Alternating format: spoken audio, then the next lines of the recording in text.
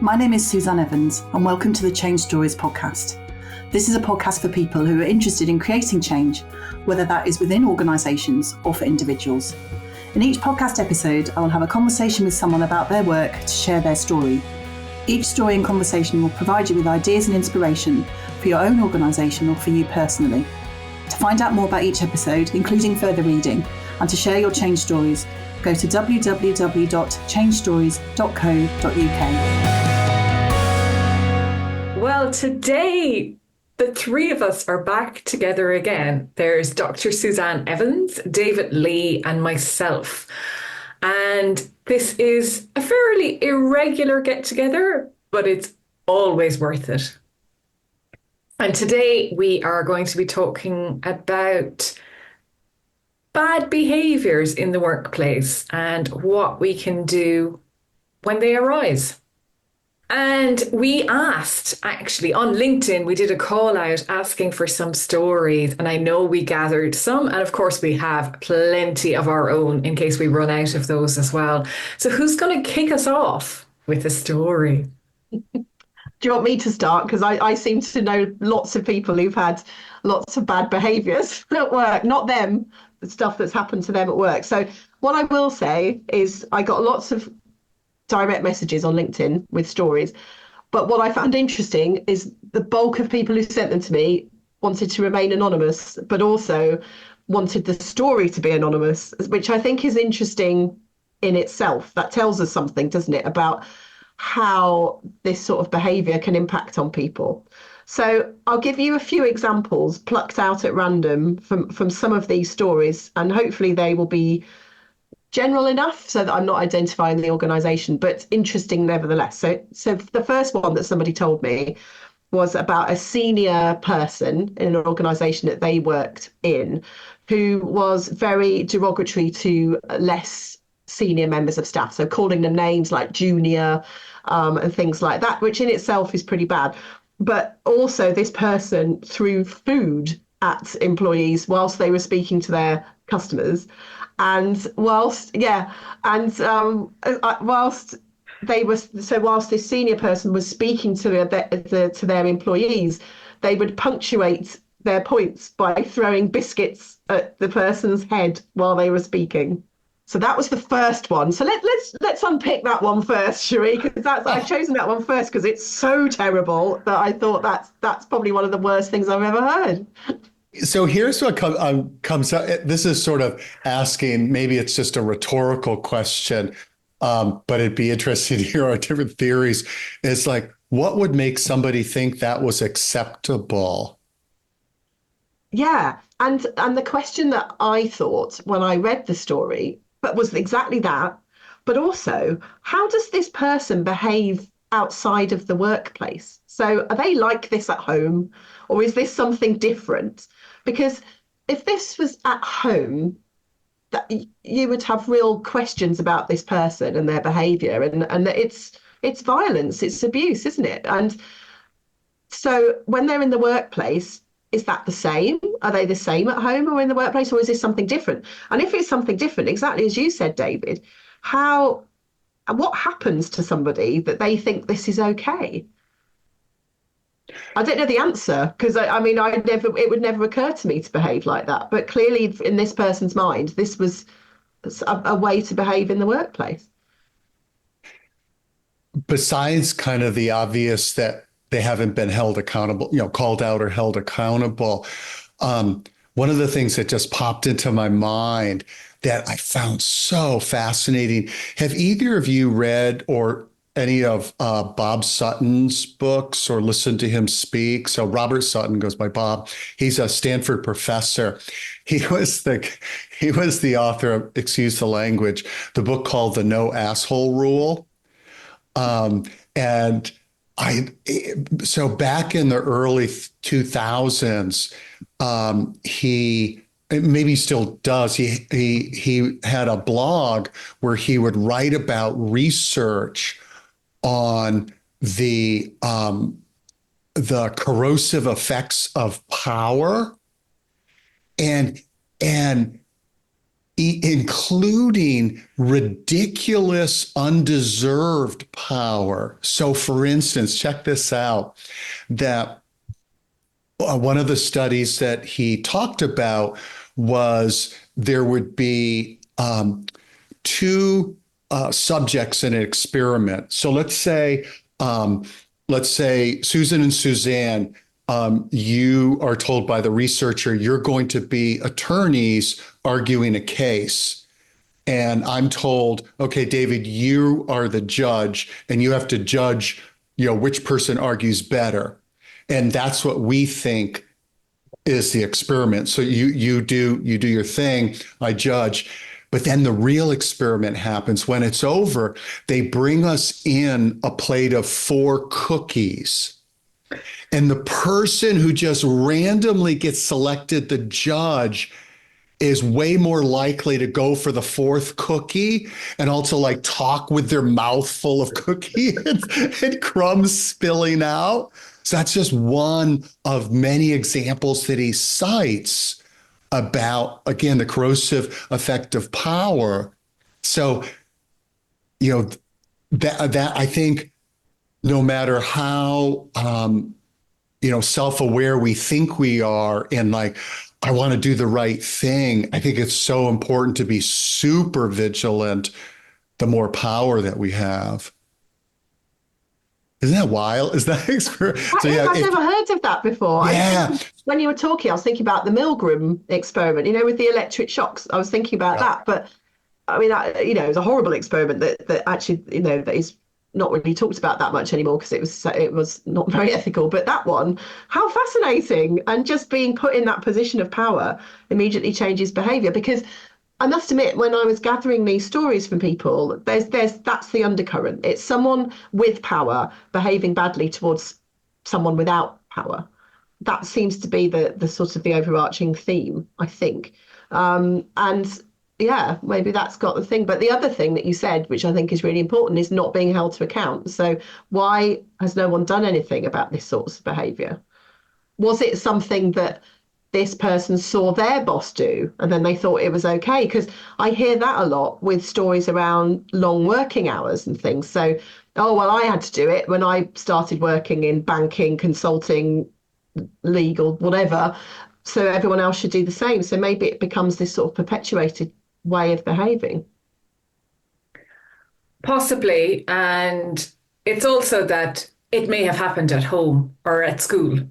And then almost like that person, when they get into a position of power or control, that's the conditioned view they have of how that type of person behaves. And maybe the first time they do it, they're not conscious that they've actually chosen to pick up food and throw it at somebody because, like, really? However, then they kind of thought, I got away with it. And they continue. But, none of us are psychiatrists or whatever here. So it's all just speculation. But I guess unless you call out bad behavior, it's going to continue. And especially if the person is in the position of power. And I don't know what you do in that instant. It reminds me of our recent conversation, David, about psychological safety, because if you don't feel like you can safely stand up and say something, you may well be ridiculed as well for drawing attention. I think hopefully you've got a HR department. I actually, you know what? I think now you take out your phone and you video it. I think that is the way to deal with a lot of this stuff now, that actually it kind of gives a little bit more power to the powerless. Because what are they going to do then? And actually, if they watch themselves throw food at somebody, it may well be the trigger that's needed to hold them to account somehow. And just on the power and the corrosive effects of power, I mean, a phrase or saying I've always thought about is power corrupts, and absolute power corrupts absolutely. And we don't have to go far to see that playing out in the world.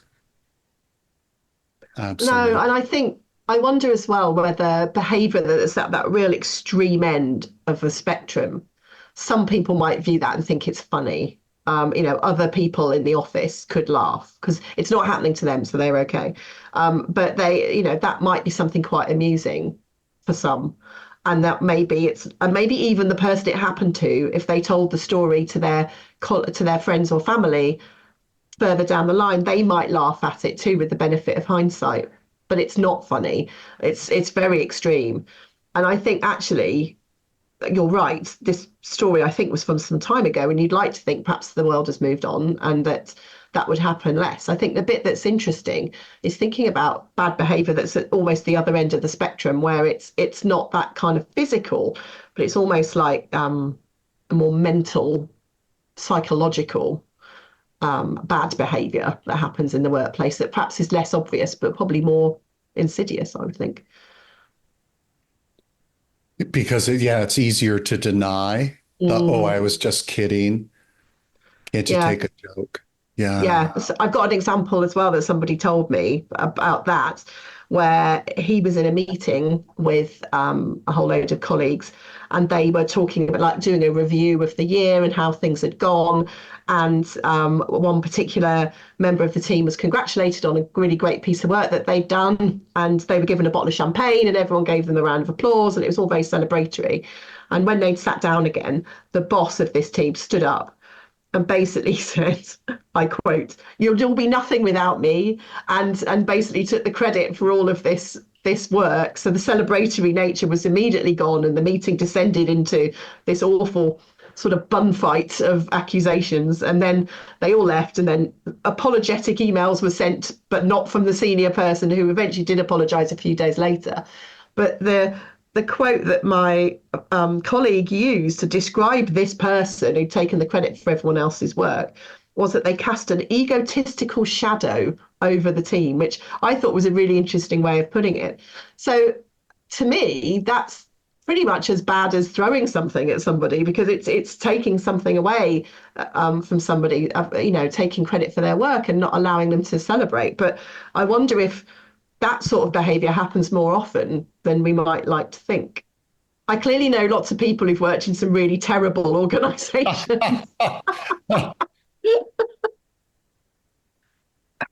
I mean, again, I've seen plenty of examples of this myself, Suzanne, for sure, in different guises, but in people taking credit where really the credit does not lie with them at all. And I suppose, again, you think like, what is going through their heads? And I guess they're just lacking in confidence, or, there's something that they're lashing out. Look at me, I'm great. Why isn't anyone thanking me? We could give them the benefit of the doubt and say that they did have something there and no one mentioned them, and so they lashed out. But it's possible that they just don't cope well when the spotlight's not on them. And that's why they're in a position of leadership, basically, because they want the spotlight and the glory and all that goes with it. Not a lot you can do about that, I think. Again, it's about self-awareness. Now, they did apologize, you said. It'd be great to know if that apology was heartfelt or coerced. Mm.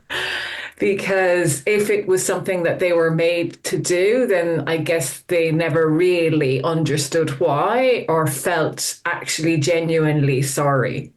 Mm.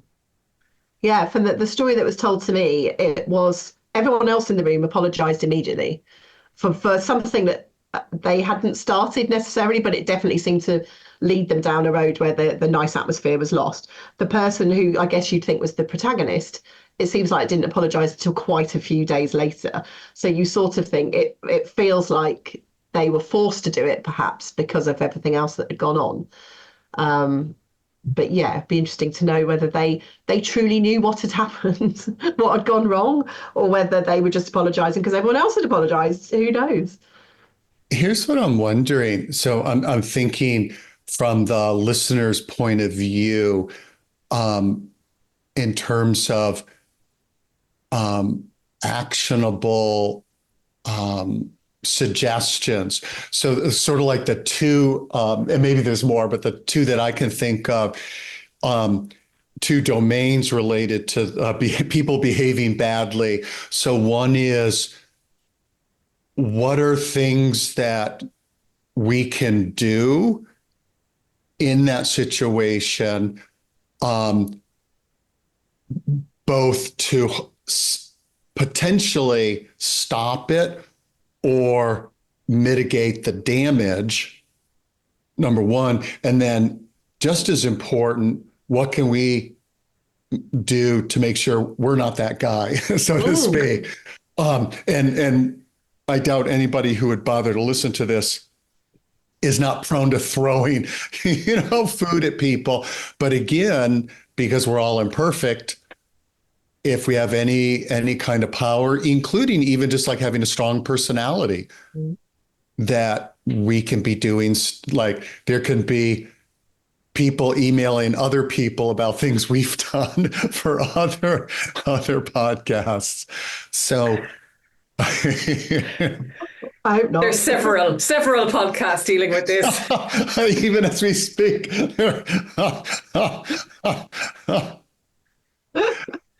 So I'm curious, like, where would you like to go with those? I think that let's do the first one first. So if you're in this situation and you're observing this, or it's happening to you or to somebody around you, how do you stop this sort of behavior? What are the actions that you can take? Let's do that first, and then let's do the self-awareness after, because I think that's really interesting.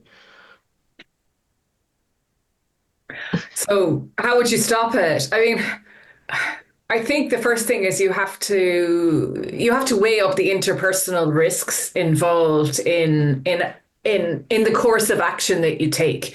And I would say that don't do anything that puts you more in the firing line. So don't do anything that's going to get you food thrown at you nonstop all day long, every day kind of thing.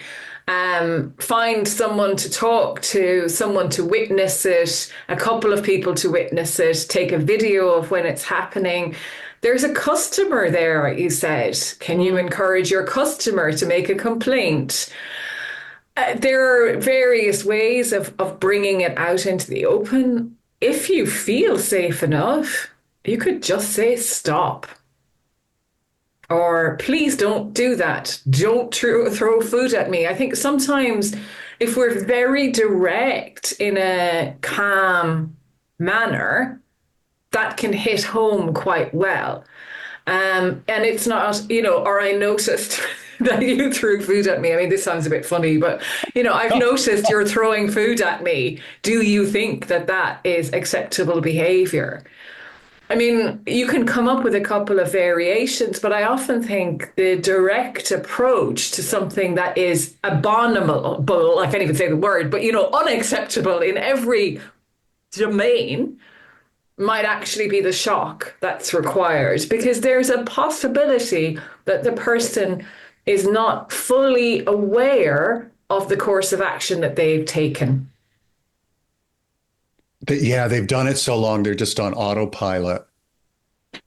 I can give you two examples. One is like an example of the shock approach, Susan, and then I can give a personal example, which was a delayed response that hopefully people will find useful. So one was a young woman who was a career coaching client of mine. And I think what it was, we were doing a mock interview, and the question was like, can you give me an example of how you've dealt with a difficult person? And she said how she was in a meeting with a really important client of the company's. It was like a family-owned business, and there was like the patriarch and then the son. And the patriarch was used to bullying people and getting away with yelling and temper tantruming, et cetera. And he did that to her. And kind of to your point, Susan, very calmly, she just said something like, it's not okay with me that you're yelling at me. When you're able to calm down, I'm happy to continue the conversation. And she gets up and walks out. And he's like, He couldn't believe it. And the son comes running out. He goes, I am so sorry. I'm so sorry. I'll keep my father under control. And she comes back in and he's well behaved. So great example of what you're saying, Susan. The personal example, and this is both of you, this will sound familiar because it's the story I tell in my book, Dealing with a Difficult Coworker. And so a coworker who, when I worked at this company, every now and then in team meetings, so he was the same level as me, in team meetings, he would come out with these off the wall, rude, inappropriate remarks to people, like something maturity level of a middle school or primary school, I think you call it in England, a boy. And I remember I'd be like, what? And then I'd look at the other person to see how they'd like respond and like, is this normal? Because I'd never worked in a corporate environment before. And they looked just as shocked as I felt. Well, a couple of months into working there, being Mr. Introvert, like I finally get up my courage to like say something in a team meeting, and it was a brainstorming about something. So I share my idea. He looks at me and he goes, your idea stinks, and so do you. Oh, I know. Like, what? Like, what do you say to that? And so I had no idea what to say, what do you say to that? So I don't say anything, because nothing comes to mind. But of course, hour after hour post meeting, I'm just playing it over and over again, getting angry and angrier, and then full of self-righteous outrage and how dare he, and then I start plotting my revenge. How am I going to get back at him, et cetera, et cetera. And I'll cut to the chase of, actually, before I say about the conversation, I did some serious debating on, do I even bring it up to him? Like I knew for my psyche, I wasn't willing to let it go. I needed to address it. That's not something I'm willing to tolerate. But given what I'd seen with him before, this really immature, boy maturity level, I'm thinking, what are the odds of this conversation going well? I could totally see him just blowing me off, like lighten up, I'm just joking. So like, okay, what happens if he does that? Now what? So I really debated a lot on whether to even have the conversation, but it's like, no, I need to have it. And so the next day, after hours of obsessing and, reality testing with a particular friend of mine, like, what about if I bring it up this way? So check this out. The next day at work, this was a cubicle environment. So he's at his cubicle, and there aren't too many people around yet because it's first thing in the morning. But the last thing I wanted to do was have this discussion with an audience. Did you ever see Gladiator? yes.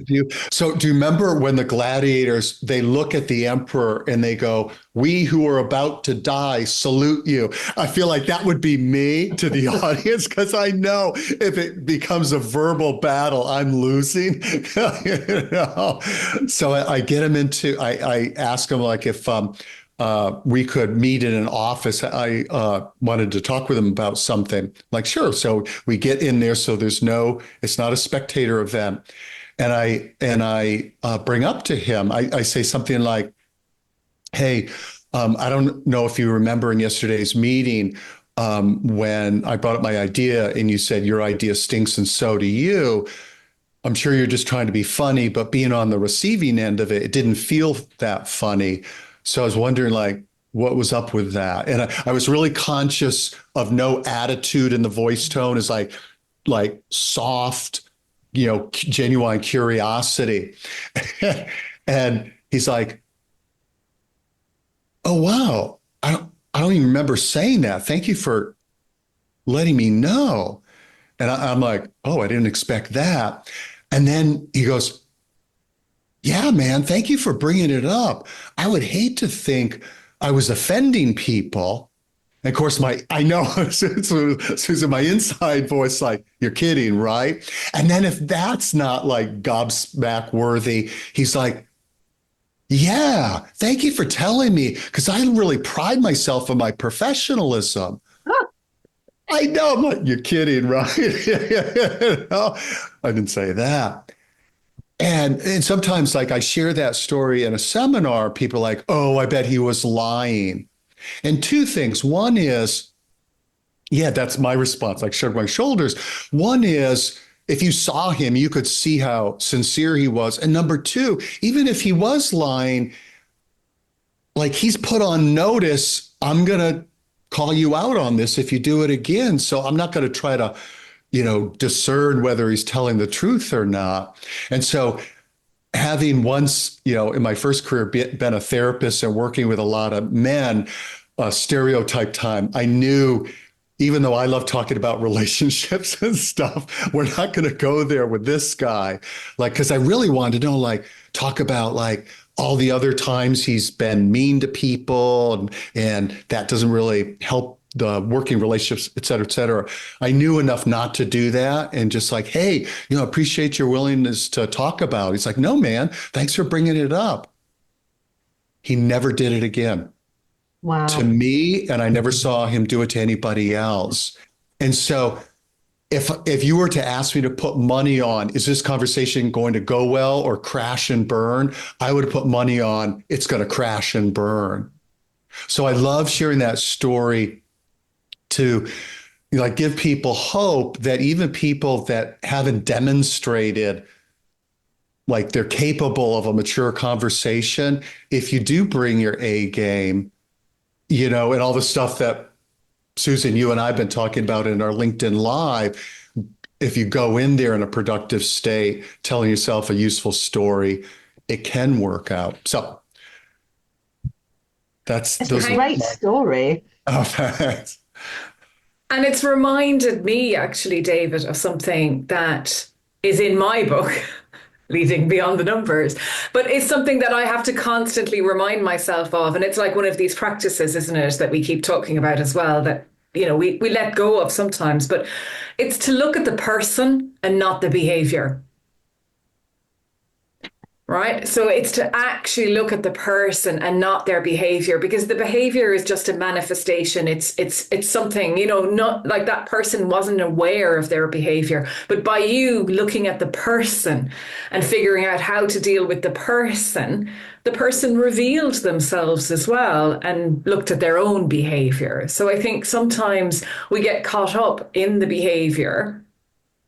And actually, there's a person behind that. And that's where bringing your curiosity, that's the phrase you use, get curious, not furious, David, right?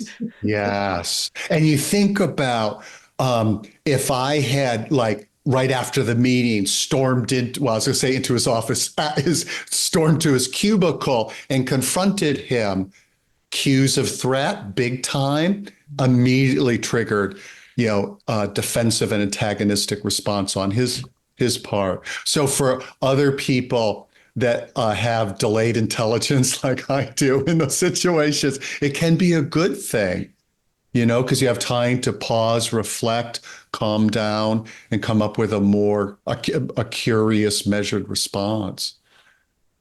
And I think that calmness is important, because I was reflecting earlier today before speaking to you about the thread that is behind a lot of these examples of bad behavior, which was shared with me. And a lot of it was temper and anger.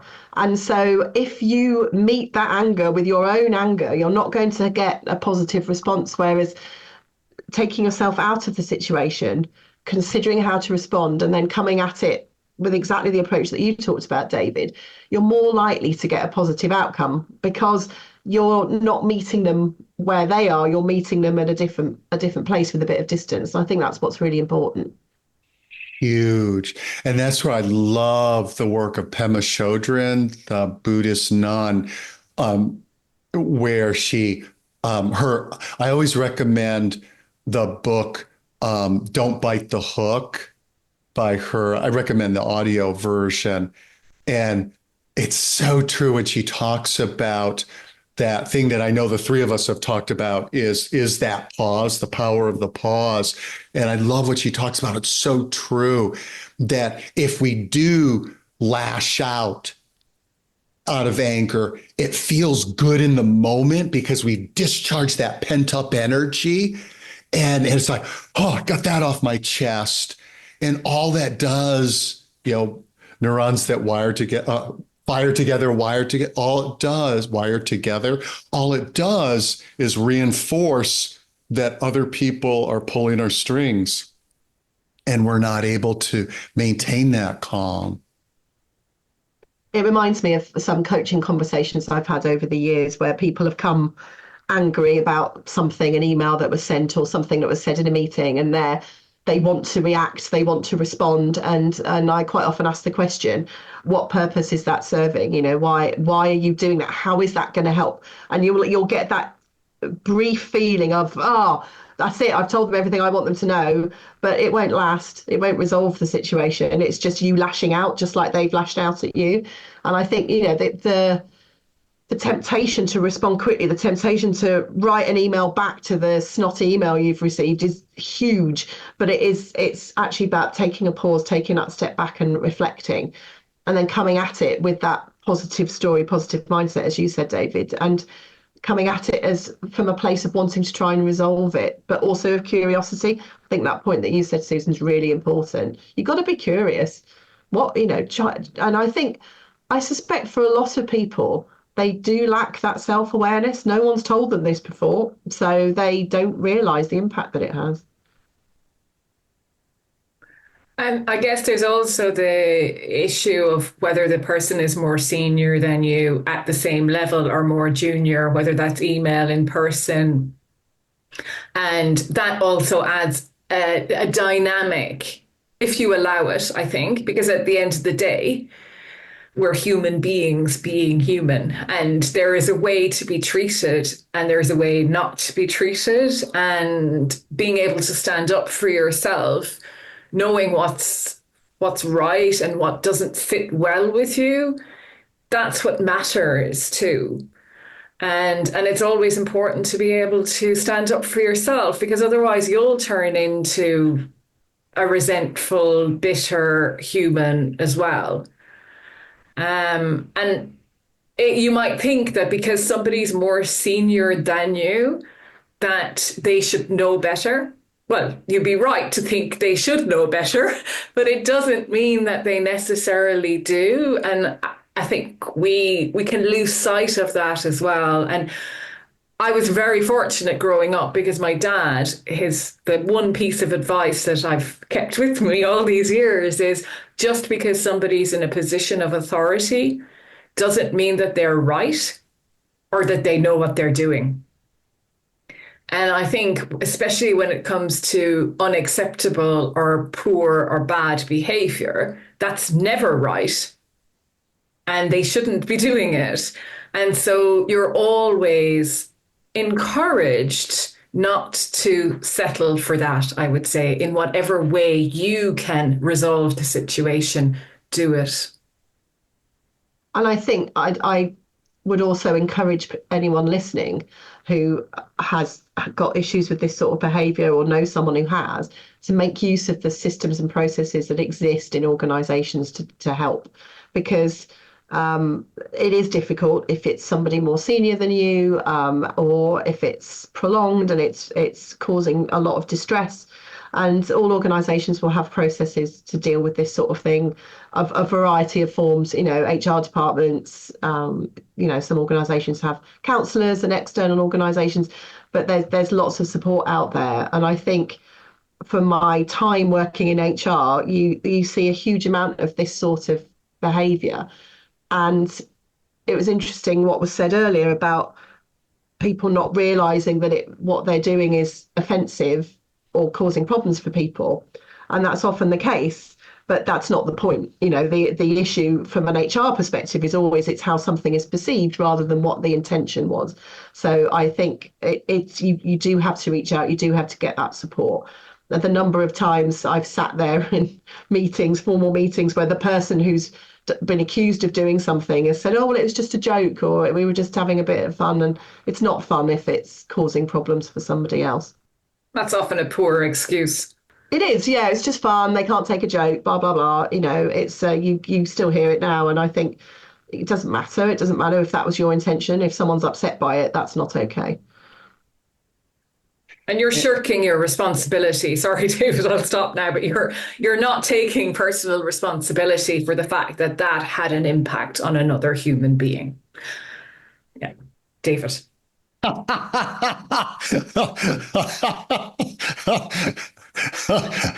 It actually used the word I was going to use, impact. It's like that classic saying, the difference between intent and impact. It actually kind of reminds you of the good old back eons ago when I studied neurolinguistic programming, when one of the little quotes was, the meaning of a communication is the impact it has. And I love that. Yeah, it doesn't matter what you intended. The meaning is how it affected the person, the meaning they created. So adjust accordingly. Yeah. So going back then to the other train of thought that you had, David, how do we make sure that we're not that person who's wandering around behaving in a way that is upsetting to people? How can we and the listeners make sure that we're not that person? Yeah, so I'll just throw out a few thoughts and love to hear what you two think of. So one is, it reminds me of Mark Twain, one of his Mark Twain, the great cynic and sarcastic person, where he said, no man's life is a complete waste. He can always serve as a bad example to avoid. And so with that premise is we can learn about ourselves by watching other people. And so notice other people behaving badly and ask, do I do a version of that?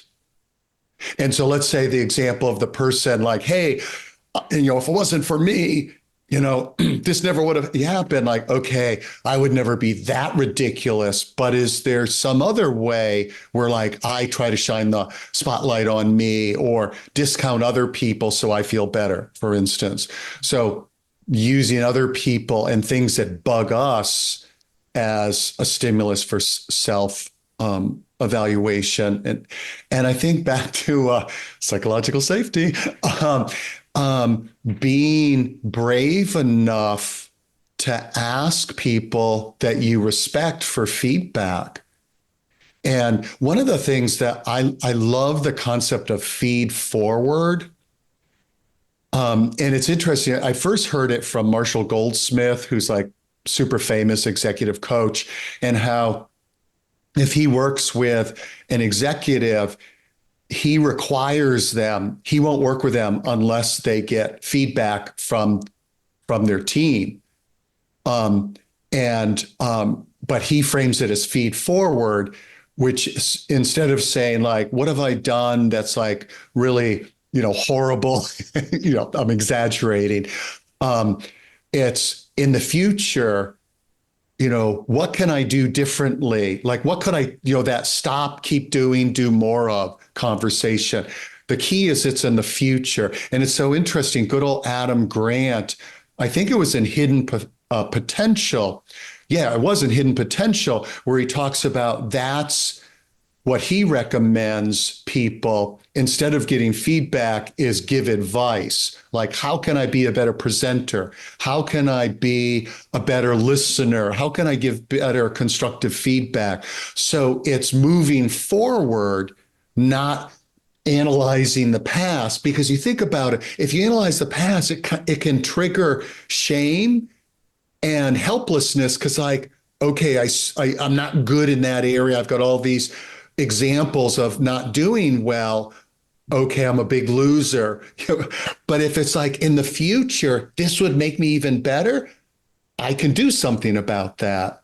So asking for candid feedback in a feed forward way And one of the things I've said to people is, please don't worry about hurting my feelings. Like, I really want to know, because you think about it, the most sensitive and emotionally intelligent of your friends, it's very possible they're least likely to give you the really hard to hear feedback. So how to lower the bar to make it easier for them to be really candid. So some of my thoughts about that. I think that's really interesting because a lot of people are quite afraid of feedback, aren't they? 360 feedback and things. But I like that idea of the feed forward. And I was reflecting when you were talking, David, on the point you were making about saying to friends it's okay. I think this is when it's quite useful to get someone you don't really know that well to give you some feedback. So this is where having someone external supporting you is really helpful, because I remember my coach said to me when I was working with her that the benefit of having a coach is they'll have the conversations with you that your friends and family won't. So your friends and family always want the best for you. They always, if you say, oh, how do you think I did with that presentation? They're more likely to go, oh, you were amazing, because, they love you and they care for you. Whereas a coach or someone external is more likely to go, well, there's things you could have done better. So I think it's good to get some external advice on that. Dr. Jackie Rigby was on my podcast recently, and she said, you can't read the label when you're inside the jar. And that really stuck with me, because I think you can't see it unless someone else points it out to you, and you're more likely to get that feedback from someone else. Now, I know that's not within everyone's gift to get external support, but I certainly think for leaders, it's really important that they get some external support. And what you said, David, about looking to the past as well, I think defensiveness is the other one that it can bring up. So I think you talked about shame or guilt, but defensiveness, which also will shut down and become a barrier, and it will stop future conversations. Somebody might not notice that you feel the guilt or the shame, but they'll probably notice when you become defensive, and that will stop them coming back to you again. And the other thing that I'm recalling as we're having this conversation as well is I had this lady on my podcast quite some time ago now, and she talked about how she was writing another book at the time, and the book was about how not to be a jerk. And she was writing it from the perspective of having been a jerk at work. And she was very open about that. And she said she was a jerk. She was horrible to people.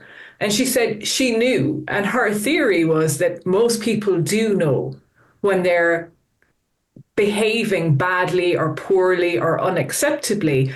They just don't know how to shift out of it because they're unhappy with themselves, with their lives, with all these things that are going on. And her book is really interesting. So I'll put it in the show notes. I can't remember the name of it now. Yeah. But I think it might be something like How Not to Be a Jerk. And I think if you're somebody listening to this, and we're saying, how do you make sure it's not you or us? And if you know that you don't always behave in the best way or the way you'd like to, you'll possibly get something from reading that book as well, because she draws out her own story and stories of others in a really, really helpful way. She says the book is for people who no longer want to be jerks. But I actually thought it was really interesting as well to read it from the perspective of understanding, to be more understanding of people who are unhappy with things and taking it out on others. Because it's not about us. And I think that's the other thing maybe we haven't said, is this behavior that somebody has towards us is never about us. It's always about them. And that's something to remember. Although I would like to throw another perspective, another phrase that I love from years ago about we teach people to treat us the way they treat us. And so if we tolerate the bad behavior, we're signaling that that's okay. So I do want to make sure. So let's say the food throwing boss, that's whatever's going on inside of them is driving that behavior. And so it's a both and if we're tolerating it, they're getting the message that's okay. So I want listeners to also have that back to that accountability for ourselves. Like, okay, given that reality, what's in my circle of control? No, that's really helpful. Oh, good. Yeah, I think it is that calling it out, isn't it? Is what helps people understand whether something's acceptable or not acceptable, but also at an organizational level sets the standard for how people behave within that organization. And if people see a behavior being perpetuated, especially at a leadership level, that becomes almost the way things are done. And that can't continue. You know, I've worked in organizations where people speak to each other in the most atrocious way in meetings, but people complain about it, but nothing's ever done. And it happens even at the most senior levels. And so it carries on. So I think it is that holding people accountable whilst recognizing that the behavior is because of the person who's doing it rather than anything that you have done in particular. And I think you're right, Susan. Often this behavior that we characterize as bad or inappropriate is as a result of negative emotions of the person. So whether it's unhappiness, shame, regret, all of these things, they can lead to some very negative behaviors. Also, when you talked about, being modeled in leadership, another fun fact from Robert Sutton's research that was really disturbing was he said how research shows that if you work in an organization, if you work for a jerk, you are likely to become a jerk. Isn't that terrifying that behavior you end up emulating that. I don't know if it's like, oh, I guess that's okay, or it ends up being a survival mechanism, whatever. So and actually back to Adam Grant, I remember one of his LinkedIn posts where it was a screenshot from a tweet that he did, something like, if you accept a job in an organization with a goal of changing the culture, forget it. The culture is going to change you. Wow. So, cautionary note, be really mindful of what environment we put ourselves in. Well, I wonder if people become like that because they see that as the way to get on, or whether it's because that's seen as acceptable. I'm thinking of a place I worked a few years ago when, and there was no negative behaviour on anyone's part, but I noticed that people started dressing like the new boss quite quickly.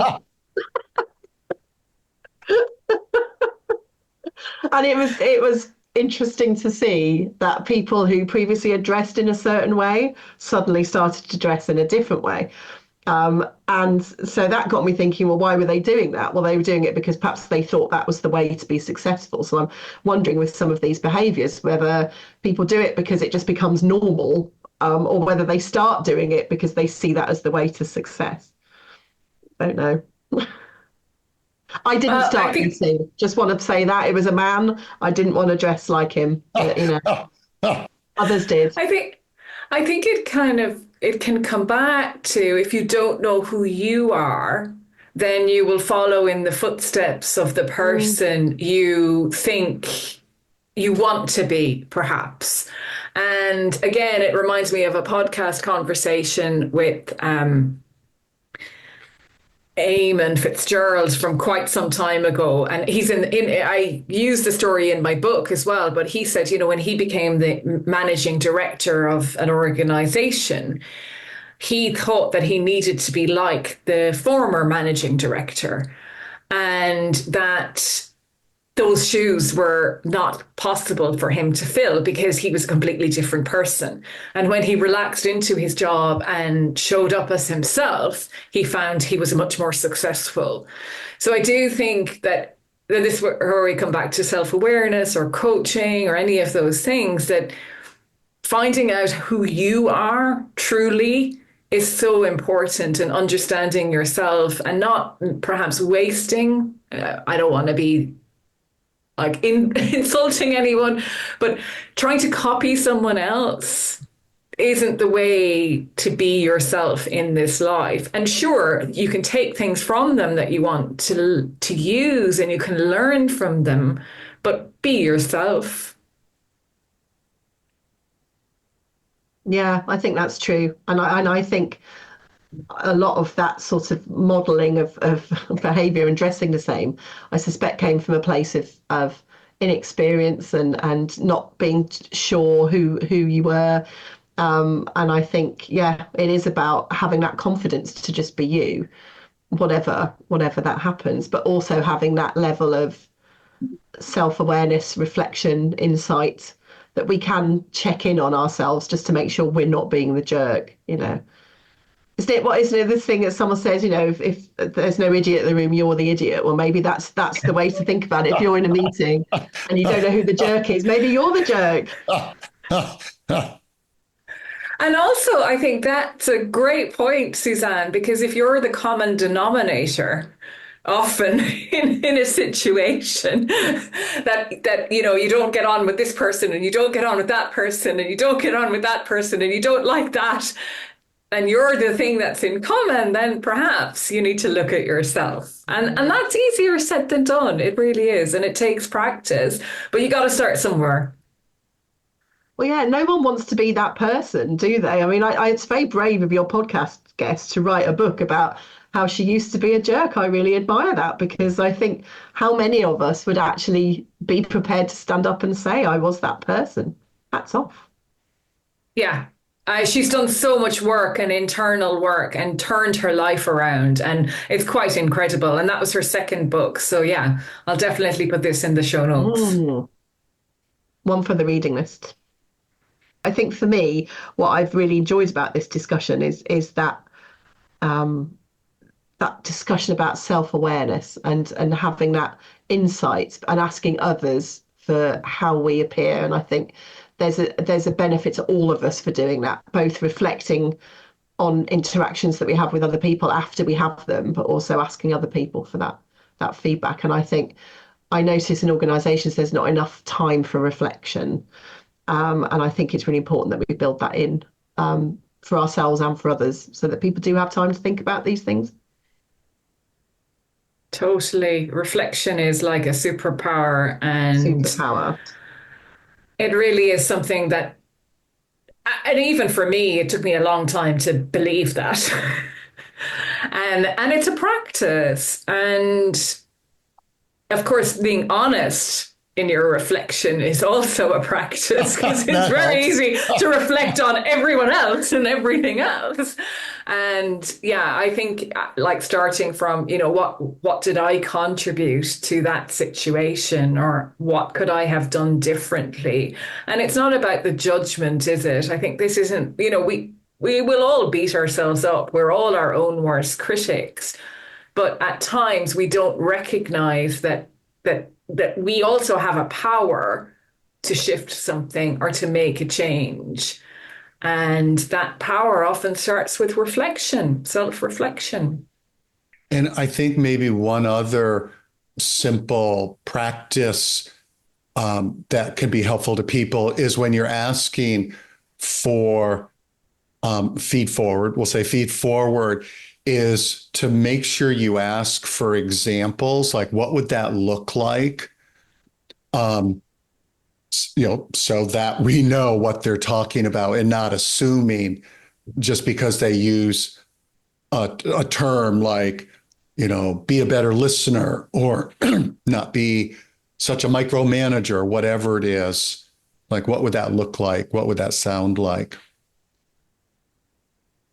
And also, I think maybe hold some of it lightly. Because it's not always going to be the truth. It's going to be somebody else's version of you. And of course, if it comes up time and time again, there is something to really focus in on. But, you know, we would all like people to be mirror images of ourselves so that life would just be easier.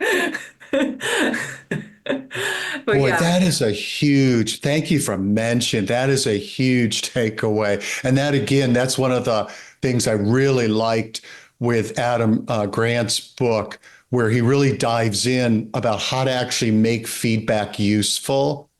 And kind of back to your point, Susan, or no, maybe it was Suzanne, about, friends and family, like, oh, you're wonderful and everything. Is he said, like, avoid cheerleaders, and I can't remember what the other term is, but like people who are unhappy about everything in the world, like, get really wise, insightful feedback givers, so you don't have to weigh it, with a grain of, or take it with a grain of salt. Be really conscious of where you're getting the feedback from. It's kind of like, Susan, that little video that we played in our LinkedIn Live, where that it's a comedian that Chris Williamson was talking with, where she said, we humans are projection machines. And always keep in mind that when somebody gives us feedback, it's not just a statement about us, it's a big statement about them too, and weighing that out. And then, Suzanne, it's back to where you're saying the value of having a coach to help you sort through the validity of all this feedback that you got. Yeah, I think it is exactly that. It's identifying the themes, isn't it? So if one person says something about you that you didn't know, you can think, oh, that's interesting. Then if 2 or 3 people say the same thing, then that's a theme, and that's something you really do need to pay attention to. Yeah, we all have these blind spots, but it could be that it affects some people because it impacts on them and relates to their own view of the world, or because you're just very different. So yeah, I think you're right. It's that choosing feedback, listening to it, but also listening to it carefully, and trying to identify what the themes are, particularly where it's something that feels new and something that you weren't aware of about yourself. And that just reminds me of a David White, and we haven't brought David White into this conversation at all. So, but David White says, when you're starting close in, the first question to ask yourself is, what is the conversation I need to stop having in my own head? And he said, and if you ask the people around you, what is the conversation I need to stop having, they'll all tell you immediately. And he said, and they won't hold back, and they'll know exactly the one. So sometimes I think it is great to be able to get that from people, and because our blind spots are, well, they're blind, and that's okay, because it's all about learning, growing, evolving, and being better. And as the School of Life would say, everybody wants a better life. Nobody thinks about being a better person. And so we can all think about how we can be better, and then we will make our lives better. It's that simple. Love it. Very true. So this has been fun. Thank you so much for those brilliant example stories, Suzanne, because they brought the whole thing to life, that we actually have people's real life stories, and not just our own. I mean, we have plenty of stories, but it's great to have others' stories and not have any attachment to them ourselves, because we can be a bit, well, we did what we did with them, I guess. And I look forward to us being together again in the future. Absolutely. Thank you. Thank you. Thank you so much for listening to this episode of the Change Stories podcast. I love this conversation, and I hope you did too. Thanks as ever to my wonderful guests and to Pete Morgan at Monkey Pants Productions for making the podcast sound amazing. If you want to find out more about this or any other episodes of Change Stories, go to www.changestories.co.uk, where you will find all the episodes and show notes. If you have enjoyed listening, please rate and review the Change Stories podcast on your podcast listening platform. And do please let me know if you have ideas or requests for future episodes. You can contact me and find out more about change and storytelling on my website, www.feldsparconsulting.com. Thanks again for joining in with the Change Stories conversation.